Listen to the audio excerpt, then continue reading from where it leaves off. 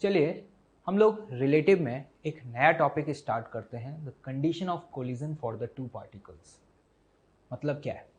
मतलब क्या कंडीशन होनी चाहिए कि अगर दो पार्टिकल मोशन कर रहे हैं तो उनका आपस में कोलिजन हो जाए। तो हम यहाँ पर सबसे पहले केस नंबर 1 पढ़ने वाले हैं, जिसमें बोथ ऑफ द पार्टिकल्स का जो एक्सेलरेशन है ना वो जीरो है। इसका मतलब क्या हुआ? इसका मतलब कि दोनों पार्टिकल कांस्टेंट वेलोसिटी से मोशन कर रहे हैं। तो हमें यहाँ पे ऐसी सिचुएशन देखनी है कि अगर कोई दो पार्टिकल कांस्टेंट वेलोसिटी से मोशन परफॉर्म कर रहे हो तो किस सिचुएशन में बोथ ऑफ द पार्टिकल्स में कोलिजन हो सकता है। तो चलिए देखिए, एक सिचुएशन से देखते हैं।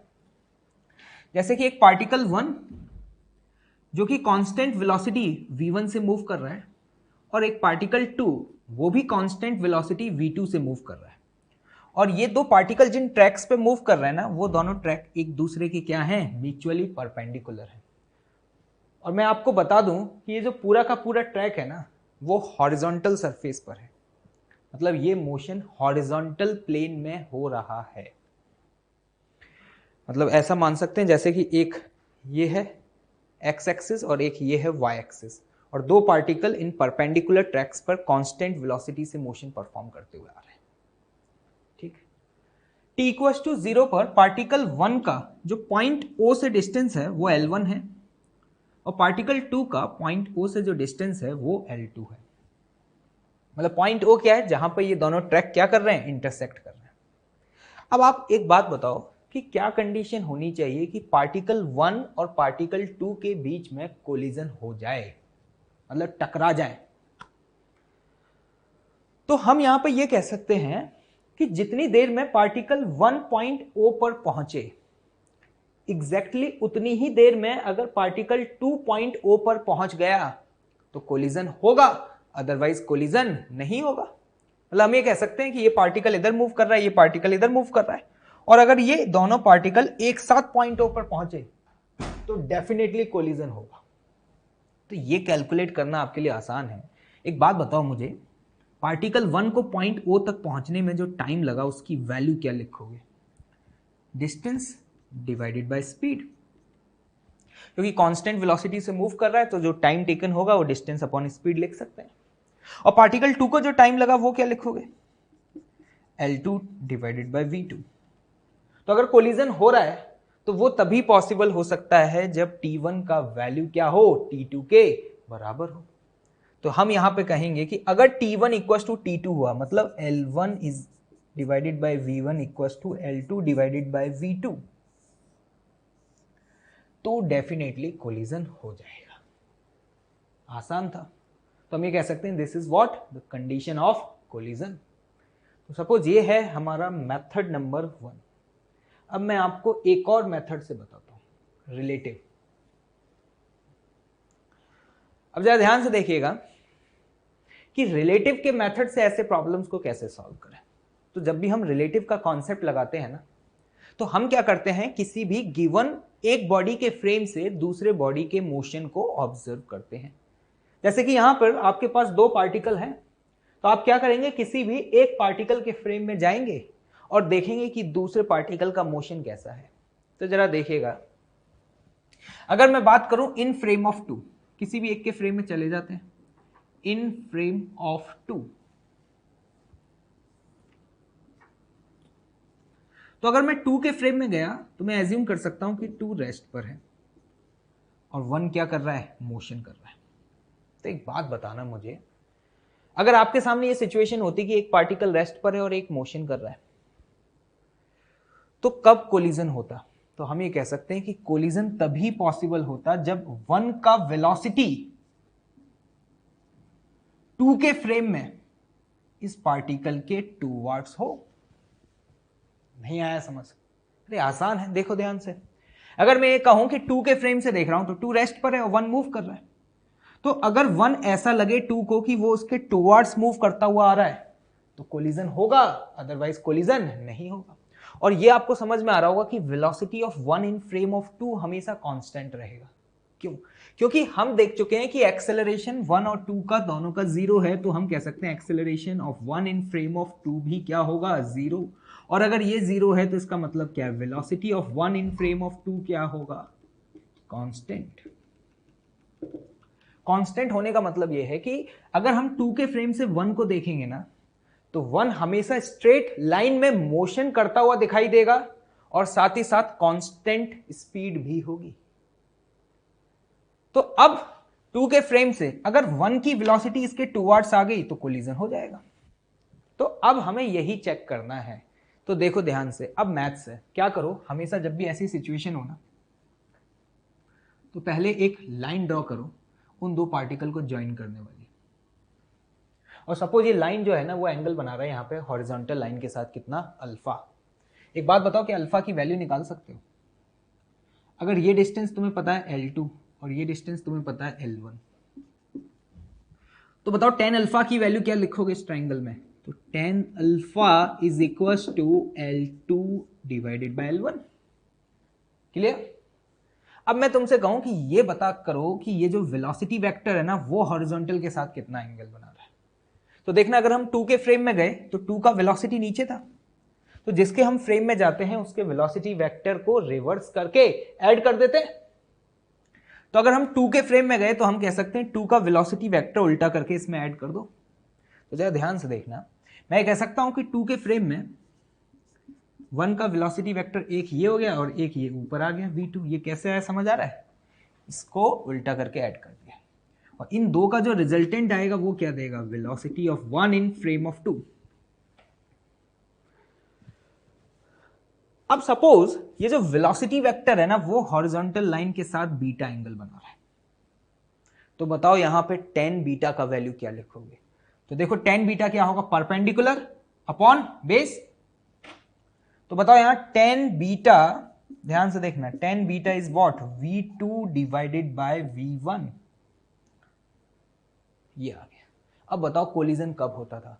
तो अभी देख चुके हैं 2 के फ्रेम में अगर 1 का वेलोसिटी वेक्टर इसी डायरेक्शन में हो, मतलब इसी लाइन के अलोंग, कौन सी लाइन, जो पार्टिकल 2 और 1 को ज्वाइन कर रहा है, और वो यहां पे देख करके समझ में आ रहा होगा, वो तभी पॉसिबल हो सकता है जब अल्फा की वैल्यू किसके बराबर हो, बीटा के बराबर।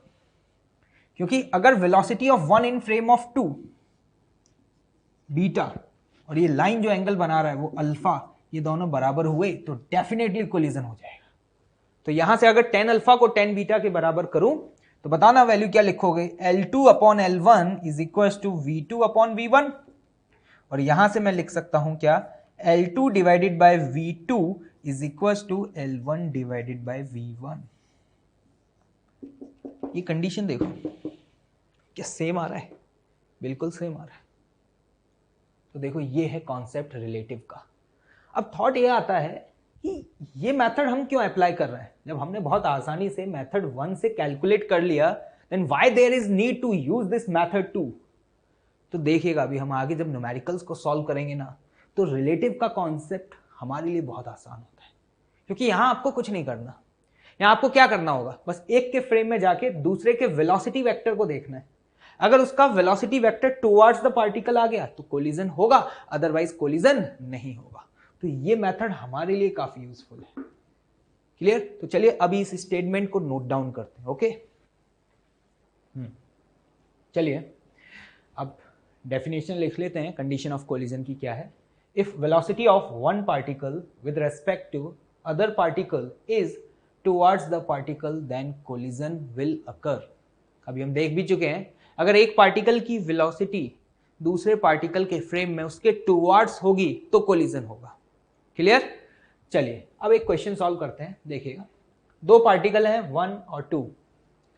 पार्टिकल 1 कांस्टेंट वेलोसिटी से मूव कर रहा है 20 मीटर पर सेकंड से, और जो पार्टिकल 2 है ना वो भी कांस्टेंट वेलोसिटी से मूव कर रहा है 25 मीटर पर सेकंड से, और हॉरिजॉन्टल लाइन के साथ ये एंगल आपको दिया है 53 डिग्री। ये जो पूरा का पूरा मोशन है ना ये हॉरिजॉन्टल प्लेन में हो रहा है। मतलब आप ये मान लीजिए कि एक टेबल है आपके पास, पार्टिकल 1 उस टेबल पे इस तरीके से 20 मीटर पर सेकंड से मूव कर रहा है, और पार्टिकल 2 यहां से इस तरीके से मोशन करते हुए आ रहा है विद स्पीड ऑफ 25 मीटर पर सेकंड। और इन दो पार्टिकल्स के बीच का जो सेपरेशन है वो क्या दिया है आपको, 60 मीटर। तो ध्यान से देखिएगा,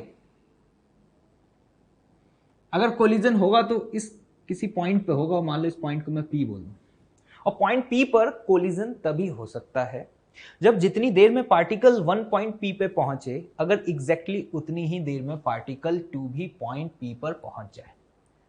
तो एक तरीका आपको आता है जो हमने मेथड नंबर 1 में सीखा था कि पार्टिकल 1 को यहां तक पहुंचने में कितना टाइम लगा वो कैलकुलेट करें, और पार्टिकल 2 को यहां तक पहुंचने में कितना टाइम लगा वो कैलकुलेट करें, और फिर उन्हें हम इक्वेट करें। ठीक, लेकिन देखिएगा इन प्रॉब्लम्स को रिलेटिव से सॉल्व करना बहुत आसान है। फर्स्ट पार्ट देखिए क्या पूछा, विल पार्टिकल 1 कोलाइड विद 2, क्या पार्टिकल 1 पार्टिकल 2 के साथ कोलिजन करेगा? If yes then find the time of collision, और अगर कोलिजन हो रहा है तो हमें यह पता करना है कि टाइम ऑफ कोलिजन क्या होगा। तो देखिएगा ध्यान से, अप्रोच बताएं, हम किसी भी एक पार्टिकल के फ्रेम से दूसरे पार्टिकल का मोशन ऑब्जर्व करते हैं। एक बात बताएं, पहले कंपोनेंट कर लेते हैं। 25 का हॉरिजॉन्टल कंपोनेंट क्या होगा? ये 25 cos 53, और cos 53 की वैल्यू हम जानते हैं 3/5, तो ये कंपोनेंट हमारे पास आता है 15, और वर्टिकल कंपोनेंट हमारे पास आता है क्या? 25 sin 53, और sin 53 का वैल्यू क्या है? 4/5, तो ये कंपोनेंट क्या है? 20। तो ध्यान से देखिएगा, अगर मैं बात करूं इन frame of 1, in frame of 1 का मतलब क्या है कि अगर हम 1 के फ्रेम से, तो 1 हमारे लिए क्या आ गया? रेस्ट पर, क्योंकि 1 विल बी ऑब्जर्वर। अगर 1 के फ्रेम से 2 की वेलोसिटी को देखें तो उसका डायरेक्शन क्या आ रहा है? तो अगर हम 1 के फ्रेम में गए हैं तो 1 के वेलोसिटी वेक्टर को हमें उल्टा करके ऐड करना होगा। 1 का वेलोसिटी वेक्टर ऊपर है 20, तो इसको उल्टा करके ऐड किया तो ये 20। 2 के वेलोसिटी वेक्टर ऑलरेडी इस डायरेक्शन में क्या था? 15, और ये था 20। तो जरा ध्यान से देखना, ये और ये कंपोनेंट क्या हो गए? Cancel out. और ये क्या है? Velocity of 2 in frame of 1। तो एक बात बताओ, 1 के फ्रेम में क्या 2 की वेलोसिटी पार्टिकल के टूवर्ड्स है? अरे है ना। तो इसका मतलब 1 के फ्रेम से देखने पर ऐसा लग रहा है कि पार्टिकल 2 15 मीटर पर सेकेंड से मोशन करता हुआ आ रहा है, तो कोलिजन तो होगा ही होगा। और अभी हमने यही तो कंडीशन देखी है, velocity of one particle with respect to other particle is what? Towards the particle, then collision will occur। तो यस, ये तो श्योर है कि कोलिजन होना है, इसका आंसर तो यस आ गया। अब पूछा जा रहा है if yes then find the time of collision. अगर कोलिजन हो रहा है तो ये बताओ कि कितने समय बाद होगा। ये डिस्टेंस कितना था देख करके बताएं, ये डिस्टेंस 60 मीटर। पार्टिकल 2 15 मीटर पर सेकंड से मोशन करता हुआ दिखाई दे रहा है, और 1 के फ्रेम में उसे डिस्टेंस कितना ट्रेवल करना है? 16 मीटर। तो ध्यान से देखना, हम टाइम ऑफ कोलिजन लिखेंगे distance divided by the speed, और स्पीड कांस्टेंट है तो ये क्या आया? 4 second. Just after the 4 second particle 1 और 2 का क्या हो जाएगा? कोलिजन हो जाएगा। तो देखा आपने, रिलेटिव के कॉन्सेप्ट से सॉल्व करना कितना आसान था। जिसके फ्रेम में गए उसके वेलोसिटी वेक्टर को उल्टा करके ऐड किया और देखा कि velocity of 2 in frame of 1 का डायरेक्शन क्या आ रहा है। अगर टुवर्ड्स द पार्टिकल है तो कोलिजन होगा, और अगर टुवर्ड्स द पार्टिकल नहीं होता तो डेफिनेटली कोलिजन नहीं होता। आई होप कि आपको समझ में आ गया होगा। ओके, चलिए अब condition of collision for 2 particles में केस नंबर 2 देखते हैं। केस नंबर 2 क्या है कि पार्टिकल 1 और पार्टिकल 2 का जो एक्सेलरेशन है वो नॉन जीरो है, और साथ ही साथ दोनों का एक्सेलरेशन क्या हो? सेम। केस नंबर 1 में हमने देखा था कि both of the particles are moving with a constant velocity, मतलब a1 और a2 की जो वैल्यू थी वो क्या थी? 0 थी। लेकिन अभी ये वैल्यू 0 नहीं है, सपोज a0 है, लेकिन ये दोनों के लिए क्या है? सेम है। अब हम ऐसी सिचुएशन देखने जा रहे हैं कि अगर 2 पार्टिकल सेम एक्सेलरेशन से मोशन परफॉर्म कर रहे हों तो क्या कंडीशन होनी चाहिए कि पार्टिकल 1 और पार्टिकल 2 का क्या हो जाए? कोलिजन हो जाए। देखिएगा, जैसे कि इस प्रॉब्लम को इस क्वेश्चन से देखते हैं। जैसे कि एक टावर, उसकी हाइट आपको 100 मीटर दी हुई है, और एक टावर उसकी हाइट आपको 40 मीटर दी हुई है, और इन टावर्स के बीच का जो सेपरेशन है ना वो 80 मीटर है। इस टावर से पार्टिकल 1 को प्रोजेक्ट किया गया with speed of 10√2 metre per second. कितने एंगल पर? 45 डिग्री पर। और इस टावर से एक पार्टिकल को प्रोजेक्ट किया गया with speed of 50 metre per second at an angle of 53 degree. Both of the particles को एक साथ प्रोजेक्ट किया गया है। अब आपको एक बात समझ में आ रही होगी, जब ये पार्टिकल मोशन परफॉर्म कर रहा होगा तो अगर मैं आपसे पूछूं कि पार्टिकल 1 का एक्सेलरेशन क्या होगा, तो पार्टिकल 1 का एक्सेलरेशन क्या होगा? जी इन द डाउनवर्ड डायरेक्शन, क्योंकि फ्री फॉल वाली स्टेट है। और अगर मैं आपसे पूछूं कि पार्टिकल 2 का बताओ एक्सेलरेशन क्या होगा, तो आप समझ पा रहे हैं कि पार्टिकल 2 का एक्सेलरेशन भी क्या होगा? जी इन द डाउनवर्ड डायरेक्शन, क्योंकि पार्टिकल 1 भी प्रोजेक्टाइल मोशन परफॉर्म कर रहा है और 2 भी प्रोजेक्टाइल मोशन परफॉर्म कर रहा है। तो ये एक ऐसा सिचुएशन है कि बोथ ऑफ द पार्टिकल्स का एक्सेलरेशन क्या है? सेम है। क्लियर? और अब आपसे पूछा जाए कि ये बताएं कोलिजन हो रहा है या नहीं, तो देखिएगा इन प्रॉब्लम्स को ना ग्राउंड फ्रेम से सॉल्व करना हमारे लिए टफ होता है।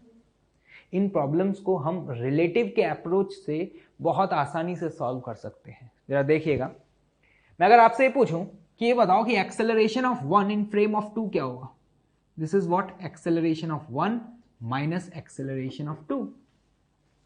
लेकिन a1 की वैल्यू a2 के बराबर है, तो यहां पर हम ये कह सकते हैं ये टर्म क्या है? 0। और अगर acceleration of 1 in frame of 2 0 हुआ तो इसका मतलब ये हुआ कि velocity of 1 in frame of 2 क्या होगा? Constant. This is most important. मतलब हमें यहां से एक बात समझ में आ रही है कि अगर हम किसी भी एक पार्टिकल के फ्रेम से किसी दूसरे पार्टिकल के मोशन को ऑब्जर्व करेंगे ना, तो वो पार्टिकल कैसा मोशन करता हुआ दिखाई देगा? Straight line motion with a constant speed. जरा ध्यान से देखना मैं क्या कहना चाह रहा हूं। अगर मैं यहां पर इस सिचुएशन में किसी भी एक पार्टिकल के फ्रेम में चला जाऊं, जैसे कि सपोज पार्टिकल 1 के फ्रेम में जाएं, तो इन फ्रेम ऑफ पार्टिकल 1, अब देखना सिचुएशन,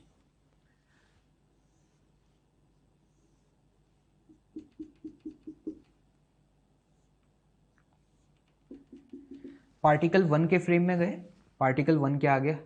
रेस्ट पर। अब पार्टिकल 2 को देख रहे हैं, तो 1 के फ्रेम से अगर 2 को देखेंगे ना, मतलब अगर 1 2 को देखेगा तो उसे 2 हमेशा कांस्टेंट वेलोसिटी से मूव करता हुआ दिखाई देगा। क्यों? क्योंकि एक्सेलरेशन, मतलब जो रिलेटिव एक्सेलरेशन है वो क्या है? 0। और अगर एक्सेलरेशन 0 है तो इसका मतलब क्या हुआ? वेलोसिटी क्या है? कांस्टेंट है। तो चलिए देखते हैं।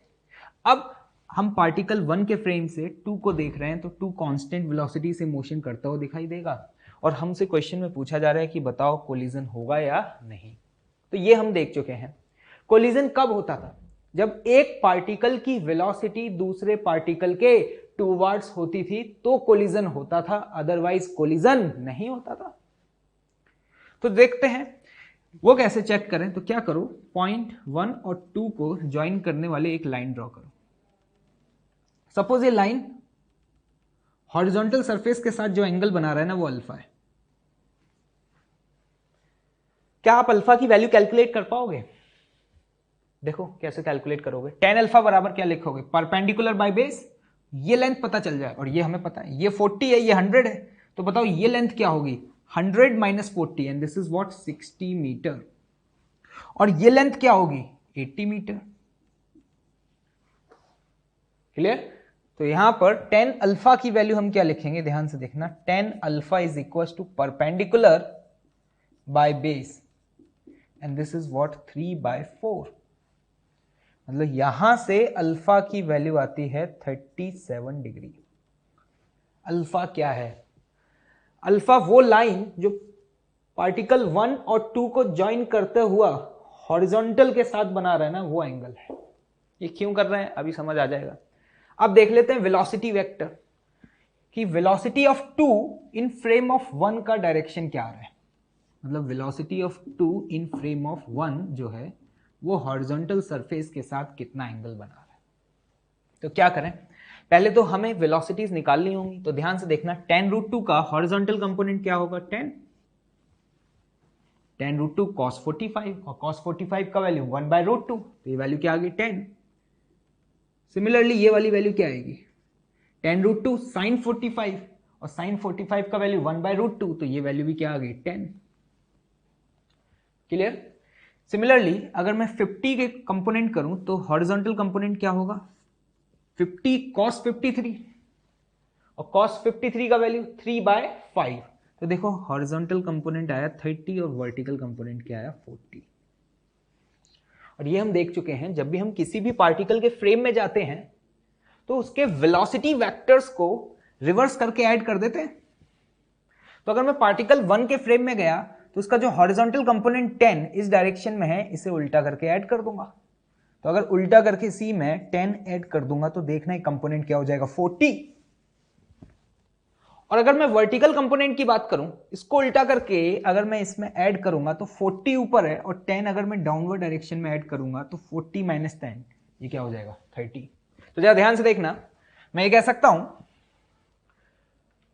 पार्टिकल 2 की वेलोसिटी 1 के फ्रेम में जो हॉरिजॉन्टल कंपोनेंट आएगा वो हॉरिजॉन्टल कंपोनेंट कितना आएगा, ध्यान से देखना 30 + 10 दिस इज व्हाट 40।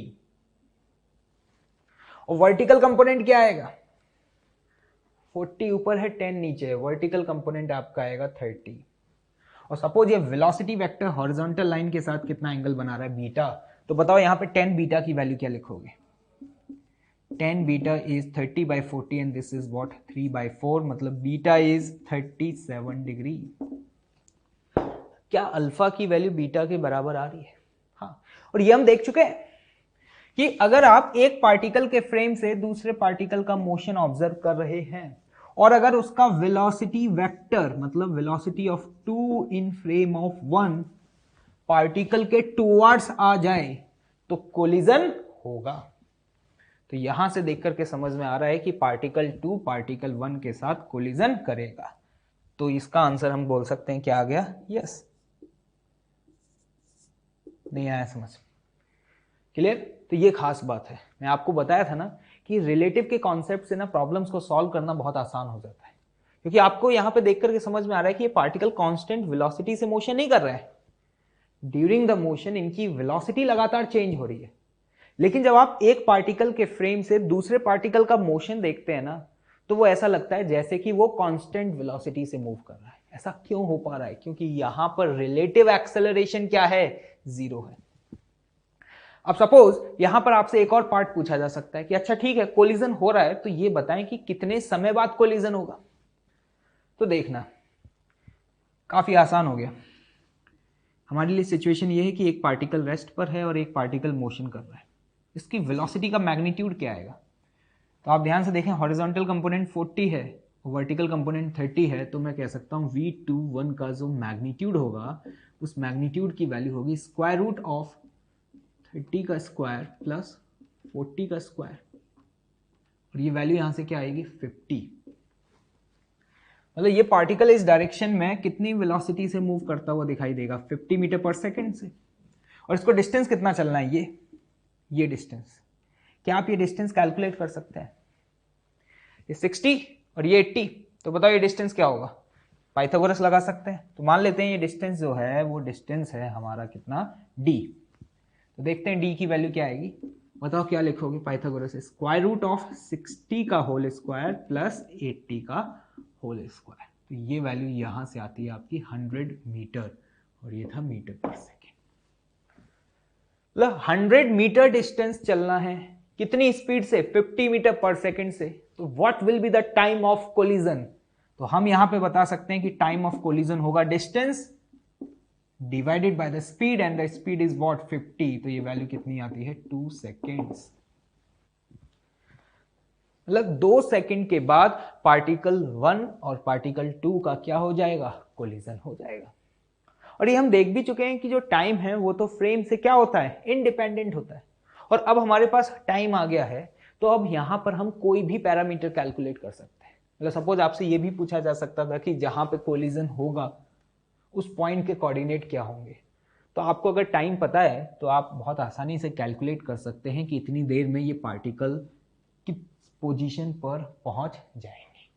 तो ये यहाँ पर आपके लिए इंपॉर्टेंट है कि जब भी बोथ ऑफ द पार्टिकल्स का एक्सेलरेशन सेम होता है ना, जैसा कि हम यहाँ पे देख पा रहे हैं, अगर कोई भी पार्टिकल ग्रेविटेशनल फील्ड में मोशन कर रहा है, तो अगर एक पार्टिकल के फ्रेम से दूसरे पार्टिकल का मोशन ऑब्जर्व करेंगे तो वो मोशन हमेशा कैसा होगा? A straight line motion.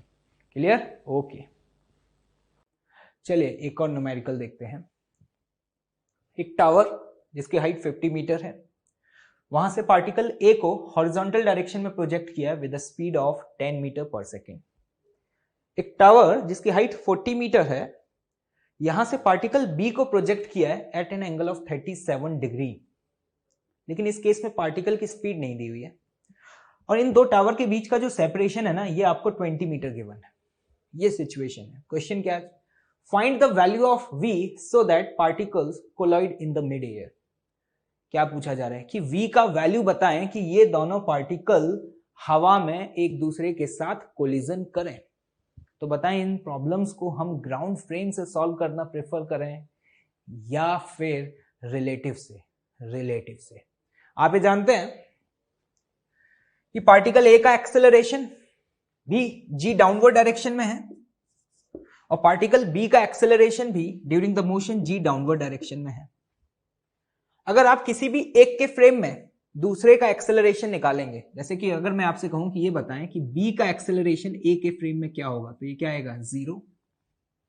तो इतना तो तय है कि अगर मैं a के फ्रेम से b को ऑब्जर्व करूंगा तो मुझे b कैसा मोशन करता हुआ दिखाई देगा? Straight line motion. क्यों? क्योंकि ये क्या है? 0, और अभी हम प्रीवियस क्वेश्चन में ये देख भी चुके हैं। तो बताएं क्या करना चाहिए, अप्रोच बताएं।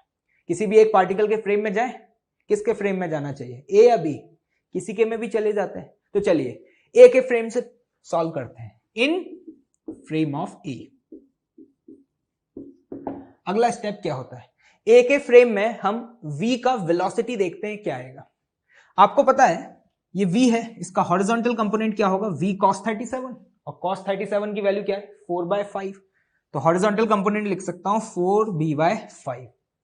सिमिलरली वर्टिकल कंपोनेंट क्या होगा? v sin 37, और sin 37 का वैल्यू 3/5, तो ये बोल सकते हैं 3v/5। अब देखिए ए के फ्रेम में सिचुएशन समझिएगा।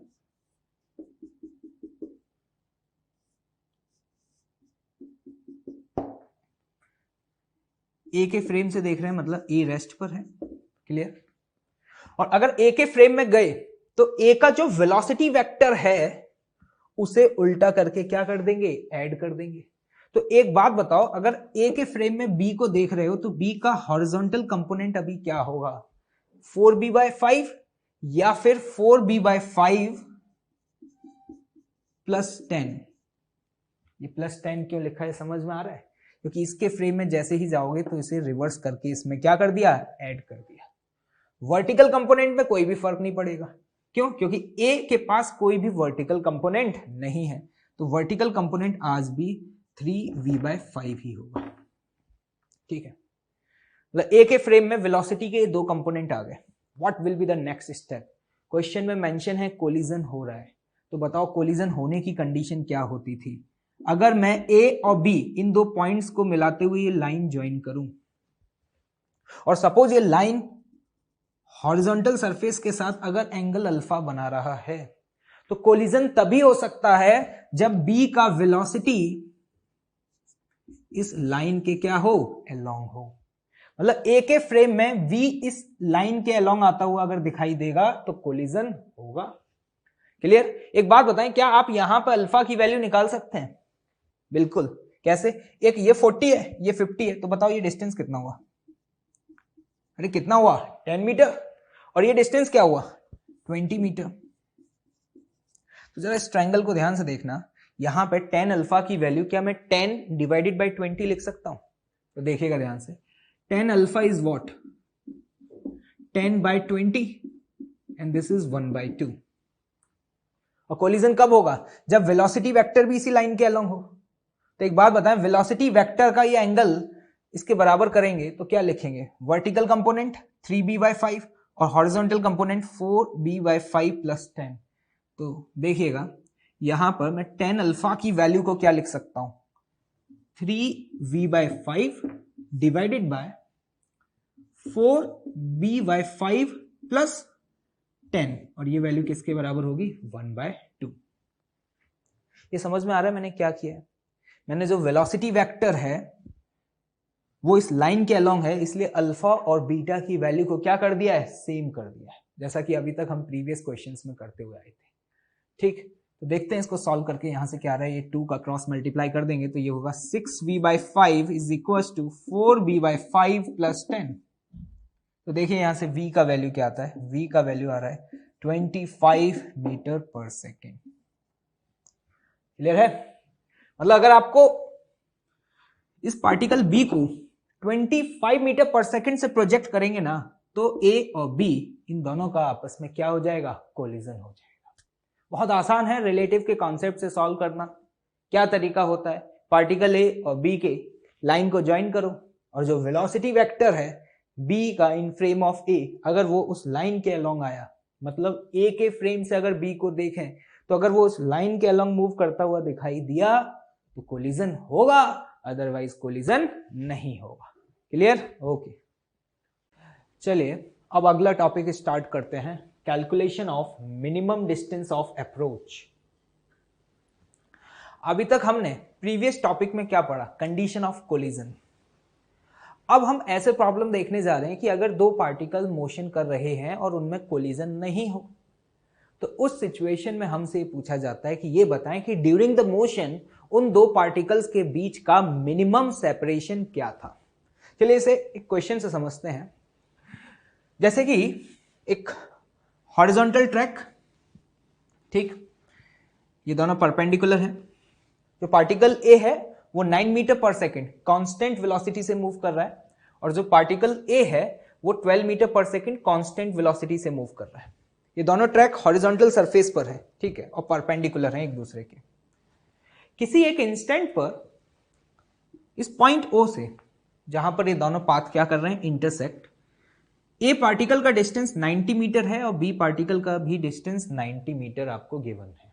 ठीक, अब मैं अगर आपसे पहला क्वेश्चन ये पूछूं कि ये ए और बी के बीच में कोलिजन होगा या नहीं होगा, तो ये आपके लिए निकालना काफी आसान है। आप समझ पा रहे हैं ये डिस्टेंस सेम है, लेकिन ए की स्पीड बी की स्पीड से ज्यादा है, तो जो ए है वो पॉइंट ओ को पहले क्रॉस कर जाएगा और बी जब तक पॉइंट ओ को क्रॉस नहीं कर पाएगा। तो इस सिचुएशन को देख करके आपको ये तो समझ में आ रहा है कि ए और बी के बीच में कोलिजन तो नहीं होगा। अब अगर कोलिजन नहीं हो रहा तो आपसे पूछा जा सकता है कि ड्यूरिंग द मोशन बताएं कि ए और बी के बीच का मिनिमम सेपरेशन क्या है। मतलब आपसे ये क्वेश्चन पूछा जा सकता है कि find the minimum separation between A and B. Clear? तो हमेशा जब भी इस टाइप के प्रॉब्लम्स आएंगे ना, तो सबसे पहला पूछा जाएगा कि ये बताएं कि ए और बी में कोलिजन हो रहा है या नहीं हो रहा। क्योंकि अगर कोलिजन हो रहा होगा तो मिनिमम सेपरेशन का कोई मतलब ही नहीं है, क्योंकि उस केस में तो मिनिमम सेपरेशन क्या होगा, 0। तो अगर कोलिजन नहीं हो रहा तो बताएं कि ए और बी के बीच में मिनिमम सेपरेशन क्या होगा। तो इन प्रॉब्लम्स को हम रिलेटिव के हेल्प से काफी इजीली सॉल्व कर सकते हैं। जरा देखिएगा क्या करें, हम किसी भी एक पार्टिकल के फ्रेम में जाएंगे और दूसरे पार्टिकल के मोशन को क्या करेंगे, ऑब्जर्व करेंगे। जैसे कि हम चाहें तो ए के भी फ्रेम में जा सकते हैं और बी के भी फ्रेम में जा सकते हैं। तो चलिए ए के फ्रेम से ऑब्जर्व करते हैं, इन फ्रेम ऑफ ए। तो अगर हम ए के फ्रेम में गए तो जरा सिचुएशन देखिएगा कैसा होगा आपके लिए। ए के फ्रेम में जाने का मतलब है कि हम ये अज्यूम कर सकते हैं कि जो ए है वो क्या है, रेस्ट पर। क्लियर? और ए के वेलोसिटी वेक्टर को उल्टा करके इसमें ऐड कर देंगे, 12 और दिस इज 9। ठीक, अब देखिएगा ये ए, अगर मैं ए और बी को ज्वाइन करते हुए एक लाइन ड्रॉ करूं, और सपोज ये लाइन यहां पर जो एंगल बना रहा है हॉरिजॉन्टल सरफेस के साथ वो अल्फा है, तो एक बात बताएं, क्या मुझे आप tan अल्फा की वैल्यू बता सकते हैं? tan अल्फा क्या होगा, परपेंडिकुलर अपॉन बेस। ये डिस्टेंस कितना है, 90 और ये डिस्टेंस कितना है, दिस इज ऑल्सो 90। तो tan अल्फा की वैल्यू क्या लिखेंगे, परपेंडिकुलर अपॉन बेस। तो यहां से देख करके समझ में आ रहा है कि tan अल्फा की वैल्यू 1 आ रही है, मतलब अल्फा इज व्हाट 45 डिग्री। अगर मैं आपसे पूछूं कि वेलोसिटी वेक्टर बताओ हॉरिजॉन्टल सरफेस के साथ कितना एंगल बना रहा है, तो वो आप कैसे कैलकुलेट करते थे। आपको पता है कि वर्टिकल कंपोनेंट क्या है 12 और हॉरिजॉन्टल कंपोनेंट क्या है 9। तो velocity of B in frame of A, suppose horizontal surface के साथ अगर ये एंगल बीटा बना रहा है, तो बताओ यहां पे tan बीटा की वैल्यू क्या लिखोगे। tan beta is what, perpendicular component upon horizontal component, and this is 12/9। 12/9 देखकर ही समझ में आ रहा है क्या आ गया, ये 4/3। tan बीटा का वैल्यू 4/3 कब होता है बताए, जब बीटा का वैल्यू क्या होता था 53 डिग्री। देख पा रहे हैं कि अल्फा की वैल्यू अभी बीटा के बराबर नहीं आ रही, और ऑब्वियसली आनी भी नहीं चाहिए। क्यों, क्योंकि कोलिजन हो ही नहीं रहा। तो इसका मतलब ये हुआ कि अगर मैं ए के फ्रेम में बी को देख रहा हूं, तो बी मुझे इस तरीके से बीटा एंगल पे चलता हुआ दिखाई देगा, लेकिन बीटा की वैल्यू अल्फा से ज्यादा है या कम है, ज्यादा है। तो एक बात बताओ कि वो मुझे ऐसे नीचे से जाता हुआ दिखाई देगा इस लाइन के, या इसके ऊपर से, ऊपर से। क्यों, क्योंकि बीटा की वैल्यू 53 डिग्री है और अल्फा की वैल्यू 45 है। तो ए के फ्रेम में बी का मोशन कुछ ऐसा दिखाई देगा, लाइक दिस।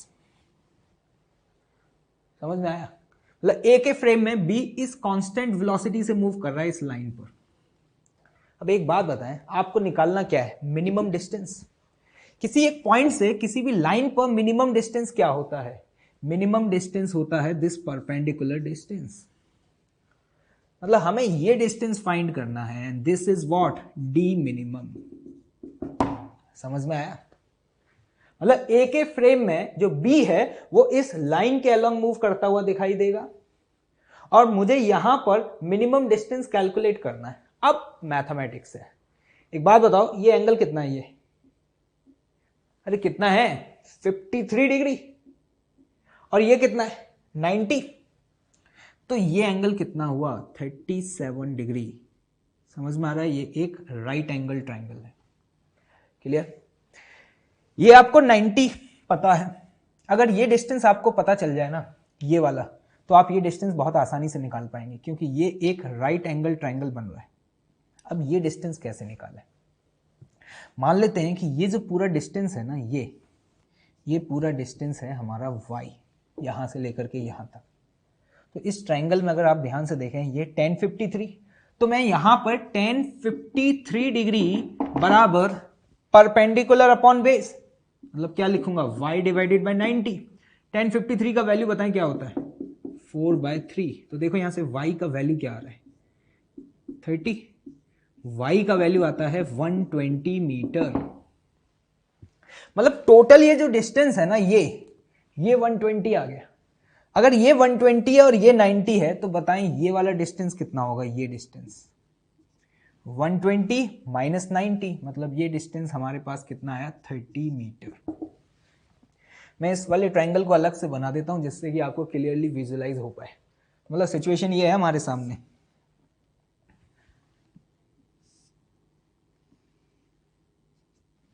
ये डिस्टेंस 30 मीटर,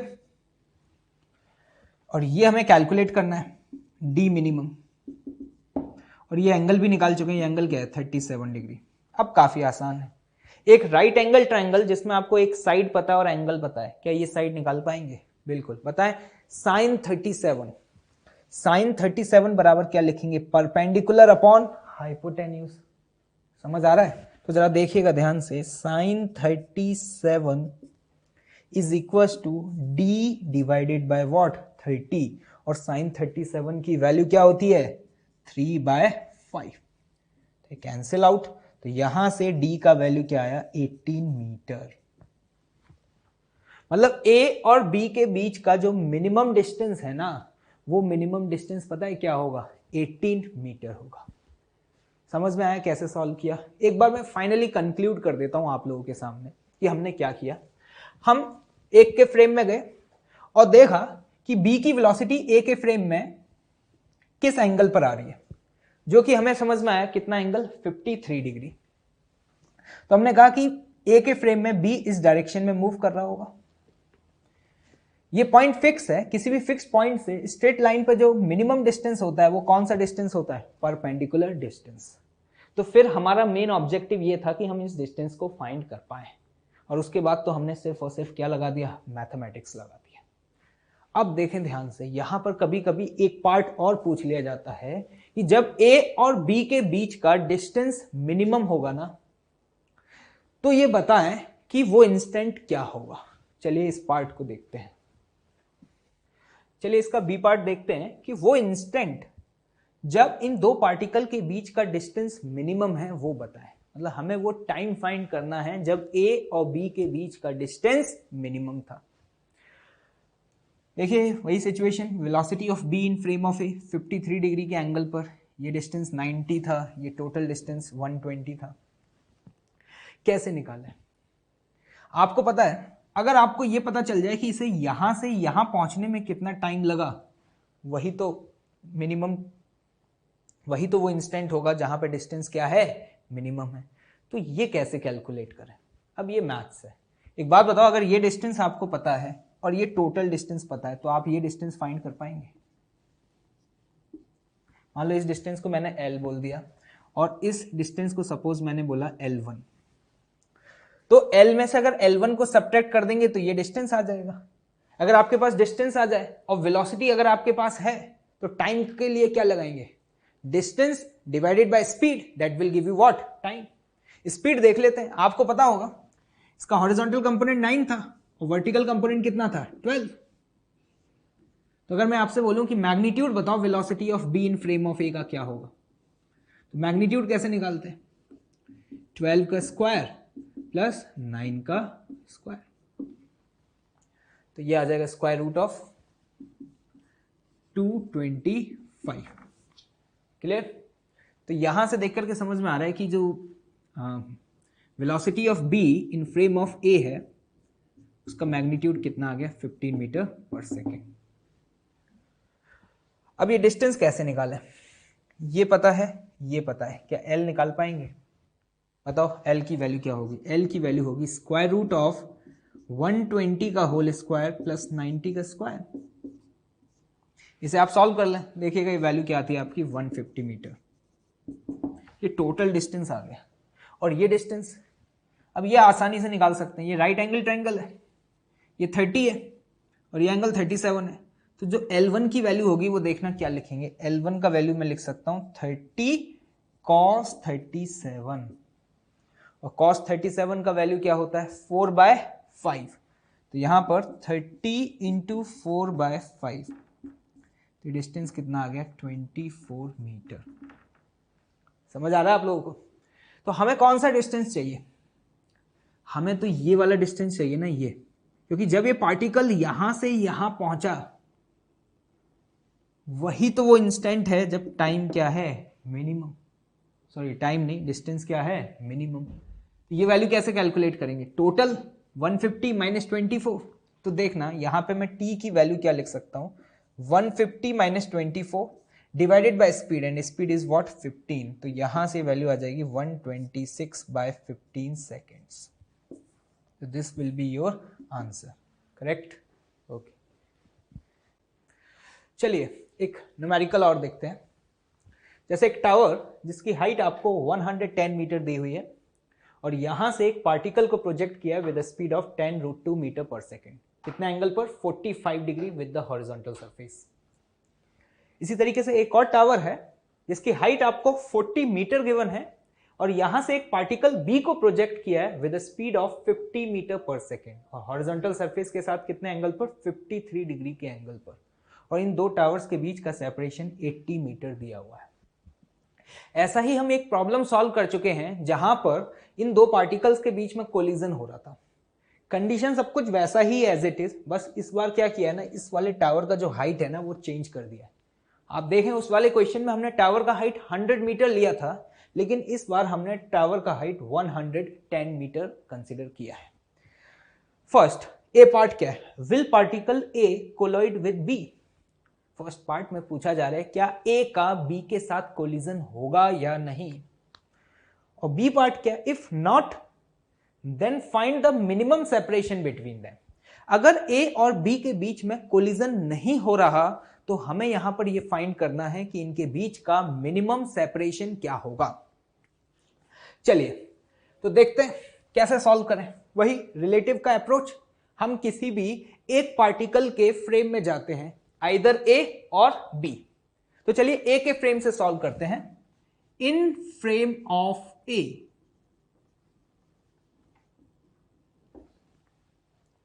अगर हम ए के फ्रेम में जाएंगे तो ए के जो वेलोसिटी वेक्टर्स हैं उन्हें उल्टा करके हमें बी में क्या करना होगा, ऐड करना होगा। तो चलिए ये प्रोसेस कर लेते हैं। 10√2 का हॉरिजॉन्टल कंपोनेंट cos 45, तो ये भी 10, वर्टिकल कंपोनेंट 10√2 sin 45, तो ये भी 10। Clear. 50 metre per second, horizontal component क्या लिखेंगे, 50 cos 53, और cos 53 का वैल्यू 3/5, तो ये कंपोनेंट हो जाएगा 50 into cos 53 and this is 3/5, तो ये वैल्यू कितनी आती है 30। और सिमिलरली इसी तरीके से वर्टिकल कंपोनेंट क्या लिखेंगे, 50 sin 53, तो sin 53 इज 4/5, तो 50 इंटू 4/5, तो ये कंपोनेंट आपके पास क्या आ गया 40। अब हम ए के फ्रेम में गए हैं तो देखते हैं सिचुएशन क्या है, देखिएगा।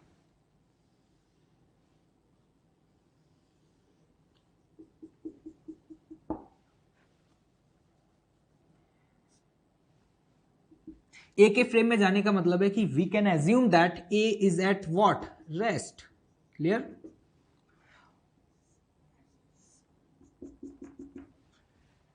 ए का हॉरिजॉन्टल कंपोनेंट 10 इस डायरेक्शन में है, इसके फ्रेम में जाने का मतलब इस कंपोनेंट को उल्टा करके इसमें ऐड कर दें।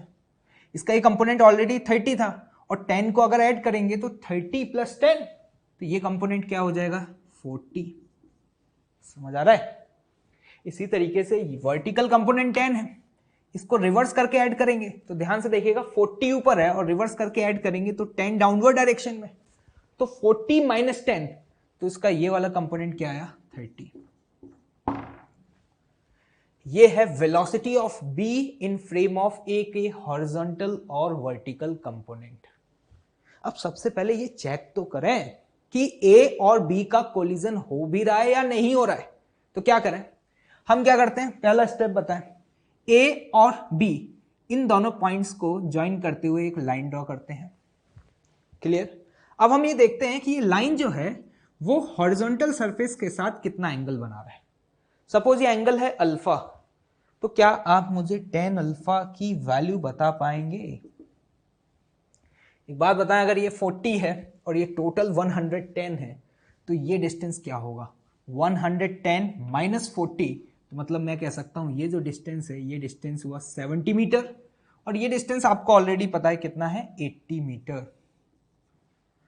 तो इस ट्रायंगल को देखो, ये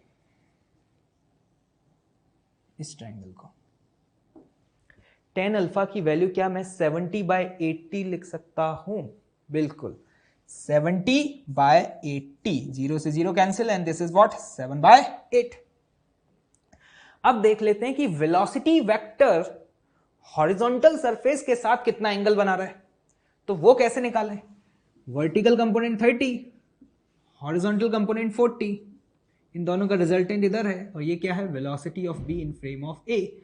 सपोज ये हॉरिजॉन्टल सरफेस के साथ जो एंगल बना रहा है ना वो बीटा है। क्या है, बीटा। तो बताओ यहाँ पे tan बीटा की वैल्यू क्या लिखोगे, vertical component upon horizontal component.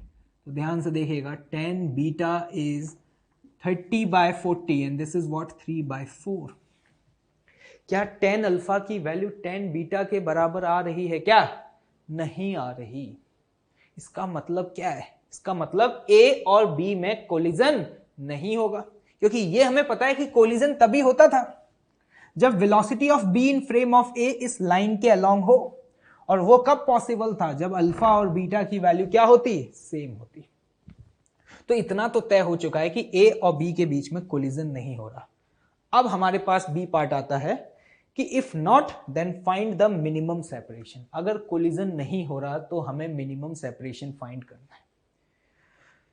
एक बात बताओ कि अल्फा ज्यादा होगा या बीटा, देखो ये वैल्यू है 7/8, क्लियर, और ये वैल्यू है 3/4, तो 3/4 इज अबाउट 0.75 और 7/8 जो है वो 0.75 से तो ज्यादा ही आएगा, इसका मतलब अल्फा ज्यादा होगा और बीटा कम होगा। अब देखना ध्यान से, इसका मतलब अगर मैं इसके फ्रेम में देखूंगा तो मुझे बीटा एंगल पे जाता हुआ दिखाई देगा और बीटा की वैल्यू अल्फा से कम है, तो इसका मतलब इस लाइन के ऊपर से या इस लाइन के नीचे से, सोच के बताइएगा, इस लाइन के नीचे से जाता हुआ दिखाई देगा।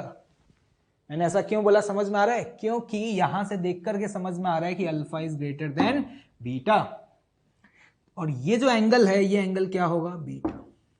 मतलब ए के फ्रेम में बी हमें इस लाइन के अलोंग मोशन करता हुआ दिखाई देगा, and this is the velocity of B in frame of A. Clear? अब हमसे पूछा क्या गया है? Minimum separation. तो मिनिमम सेपरेशन क्या होता है ये आप जानते हैं। मिनिमम सेपरेशन निकालने का तरीका क्या है? इस पॉइंट से यहां पे क्या ड्रॉ कर दें? एक परपेंडिकुलर ड्रॉ कर दें। इस टावर को थोड़ा सा बड़ा कर लेते हैं। इस पॉइंट से यहां पर क्या करें? एक परपेंडिकुलर ड्रॉ कर दें। ये डिस्टेंस हमें फाइंड करना है बेसिकली। अब मैथ्स से आपको देख करके समझ में आ रहा है कि tan बीटा की वैल्यू 3/4 है, तो एक बात बताओ बीटा कितना होगा? 37 डिग्री। तो इसका मतलब ये वाला जो एंगल है ये एंगल 37 डिग्री। अगर ये एंगल 37 है तो बताओ ये एंगल क्या हुआ? 53 डिग्री। और अगर ये एंगल 53 है तो वर्टिकली अपोजिट होने की वजह से ये एंगल भी क्या हो जाएगा? 53 डिग्री। इस ट्रायंगल को मैं अलग से बना देता हूं जिससे कि आपको क्लियरली दिखाई दे। सिचुएशन कुछ ऐसा है, ये वो लाइन जिस पे परपेंडिकुलर ड्रॉ किया गया है और हमें ये वैल्यू कैलकुलेट करनी है डी मिनिमम, और ये एंगल कितना है? 53 डिग्री। एक राइट एंगल ट्रायंगल जिसमें एक एंगल पता है और ये डिस्टेंस निकालना है। अगर कोई एक और डिस्टेंस पता चल जाए ना तो ये वैल्यू हम कैलकुलेट कर सकते हैं। अब वो कैसे? एक बात बताओ, क्या तुम ये वाला डिस्टेंस बता पाओगे? ये बिल्कुल। कैसे? ध्यान से देखें, tan 37 इक्वल टू क्या मैं y/80 लिख सकता हूं? This is y and this is what? 80। तो यहां पर tan 37 की वैल्यू मैं क्या लिखूंगा? y डिवाइडेड बाय 80, और tan 37 की वैल्यू क्या होती है? 3/4। तो ये 4 से कैंसिल आउट 20, तो यहां से y की वैल्यू आई 60 मीटर।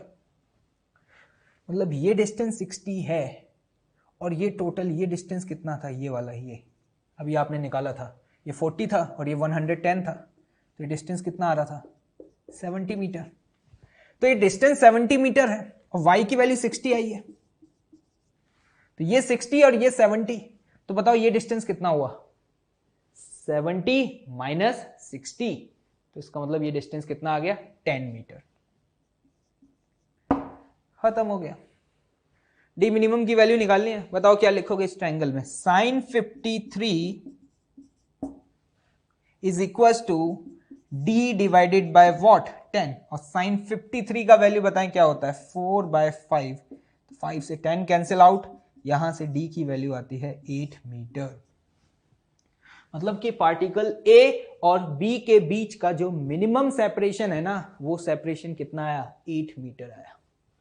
कंफ्यूज मत होना, ये जो मैंने लाइन ड्रॉ किया है ना, ये कौन सा वाला लाइन है? ये वो लाइन है जिस लाइन के अलोंग पार्टिकल B का motion in frame of A दिखाई देगा। मतलब A के फ्रेम में B इस लाइन के अलोंग मोशन करता हुआ दिखेगा। क्लियर है? तो ये है वही सिमिलर तरीका। आई होप कि आप लोगों को समझ आ गया होगा। ओके।